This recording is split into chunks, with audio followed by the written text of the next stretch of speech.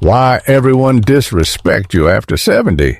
Did you ever find yourself settled into that old, worn-out armchair? Its faded plaid fabric still smelling faintly of pipe tobacco? And think, why do people just walk right past me like I'm part of the furniture? You used to stroll into a room and everyone would pause listening to your stories, hanging on every word. Now, it feels like you're speaking into thin air, right? Let's start with that generational gap. You've lived through big moments, the moon landing, disco fever, the rise of the internet. But today's world zips by on screens. When you mention balancing a checkbook, their eyes go glassy, as if you're reciting ancient history. You bring up vinyl records. They hear, that's on an app somewhere. You talk about handwritten letters. They fire off emojis. That gap turns your words into noise, and before long, you're in the room, but not really there. Picture this. Last Thanksgiving, you leaned over to tell your grandson about his grandma's secret pie crust recipe, and he was already scrolling through his phone. Ouch, right? It's more than a missed moment. It chips away at your feeling of belonging. Next up, no job, no value. Retirement sold as a grand reward time for fishing or golf. But when you hang up your work gloves, some folks scribble a footnote, you're done. And that cuts deep. You still have laughter to share, jokes perfected over decades, and hard-won wisdom. When someone shushes you at the dinner table, it's not just noise. They're telling you, you don't matter here anymore. And then there's the tech trick. Remember when you first tried video chat? You spent 15 minutes just finding the camera button, and your niece sighed, Grandpa, it's right there. That moment sticks with you. Every update, every new app feels like trying to catch a runaway train. It's easy to throw up your hands and step back, but that only deepens the gap. Here's what I've learned. Your stories, your voice, they're treasures no screen can replace. You've weathered tougher storms than a stubborn Wi-Fi signal, and you've got plenty more chapters to write. By the way, if this strikes a chord, tap that subscribe button now and stick with Elders Life. You won't want to miss the rest of this ride. So far, we've seen how a generational gap can mute your voice, how retirement can get misread as over the hill, and how tech can leave you feeling invisible. Up next, we'll tackle those old stereotypes that sneak in and chip away at respect, and then why loneliness can hollow out your presence even in a crowded room. Stick around. You've got more life in you than anyone gives you credit for.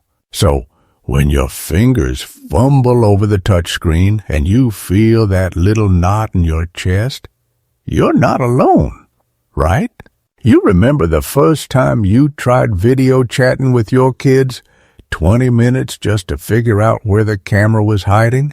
Your granddaughter tossed her hair, sighed, and said, Grandpa, it's right there. Ouch. Suddenly, you felt like the only person this side of the Stone Age. That's the tech gap blues in a nutshell. You grew up learning face-to-face, breaking bread around a table, flipping through photo albums filled with real prints. Now, everyone's snapping selfies, chasing filters, and swiping through endless feeds. When you send a text and it lands in the abyss, no read receipt, no reply, you start to wonder if you even exist in their world, okay? But here's something worth remembering. You've stared down harder challenges than a confused touchscreen. You rebuilt your life after wars, raised families through lean years, and saw empires of memory and memory lanes come and go. No amount of app updates can outshine that. It takes guts to lean in to ask, "Hey, can you show me again?" It's not a sign of weakness. It's proof you still care. All right? Still, too often, you bite your tongue rather than risk the eye roll. You stop asking how to share photos or join the family chat. You step back, retreat into old routines, TV dinners, and solitary crossword puzzles because it feels easier than fumbling. And that retreat, my friend, becomes a wall between you and the respect you deserve. Now, let's tackle those pesky stereotypes. You know the ones. Here comes old Joe. Can't remember his own name. Or sweet little Granny, bless her heart. You're painted in pastel cliches, like some porcelain doll kept safely under glass, but you're no collectible trinket. You're a walking testament to resilience, wit, and hard-earned street smarts, right? Remember that time at your neighborhood barbershop, the one you've been going to since your hair was black? You wandered in, told your barber a story about your first car, a real jalopy that backfired on Main Street, and he gave you that half-smile before turning back to his phone. That half-smile wasn't about your story being dull. It was the stereotype talking. Old man, stick to small talk. It happens everywhere. The dry cleaner who assumes you can't make small talk beyond the weather. The grocery clerk who hurries you along the self-checkout like you're clogging the lane. Even your own family slipping in comments about your old ways.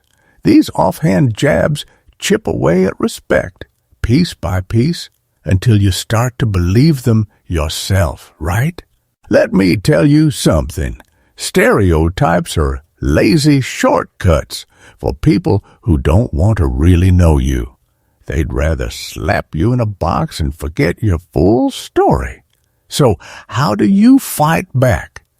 By living loud. Share that wild story about hitchhiking across the country. Crack that joke about the time you accidentally dyed your hair green with box dye. Show up in your favorite bright shirt hell, wear those outrageous socks, and watch them do a double take. It's not about proving them wrong. It's about reminding yourself who you truly are. Respect blooms when you refuse to shrink, when you stand tall in the face of tired tropes, all right?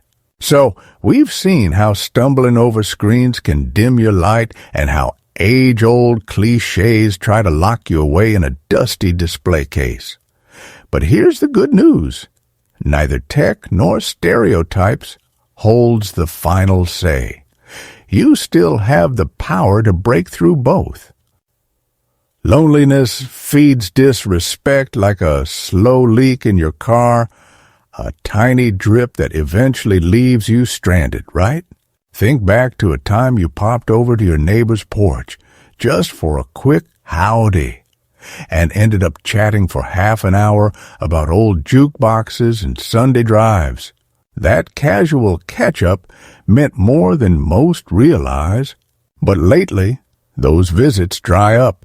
The phone rings less, the doorbell stays silent, and before you know it, you're twisting your wedding ring or flipping through old letters just to hear someone's voice again.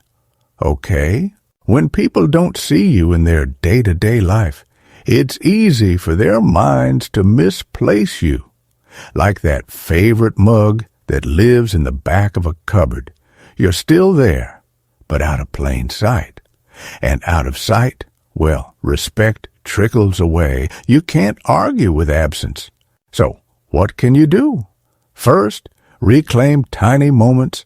Send a goofy text yes, even if it takes you 3 tries to get it right. Because every LOL you earn is a bridge back. Drop a postcard in the mail with your shaky handwriting. People will remember the effort, and that memory pulls you back into their world. Invite the neighbor kid to help you with a small chore. Not only do you get company, but you pass on your know-how, showing that your skills still matter, right? Next, lean into group activities that spark your interest. There's no rule that says you have to doze through bingo or shuffleboard unless you want to. Join a book club, a gardening circle, or even an online forum about classic cars. Surrounding yourself with folks who share your passions rekindles that spark of belonging and reminds everyone you're still a player in life's game, all right? And remember, respect isn't just demanded, it's offered too.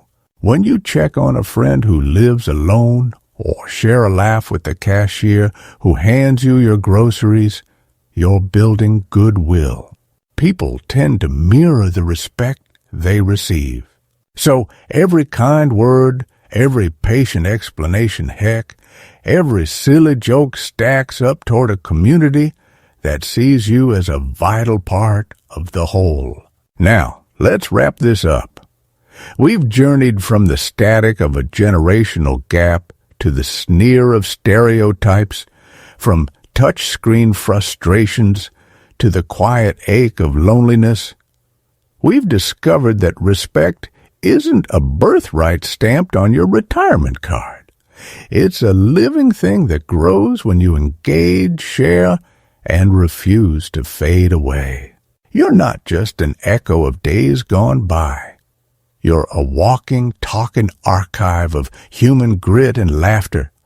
Your stories of first dances, first jobs, first heartbreaks, they're like threads weaving through today's tapestry. When you share them, you knit yourself back into the fabric of connection and prove that respect is as evergreen as your spirit. So here's the ask. If this struck a chord, leave a comment down below with one small way you'll reach out this week. Maybe a text, a porch visit, or a quick call. Hit that like button if you've ever felt invisible. And let's show the world we're still here, still sharp, and still ready to make noise. Don't forget to subscribe to Elder's Life for more real talk. And go ahead and watch those videos popping up in the end screen. They're packed with more ideas to help you own your golden years.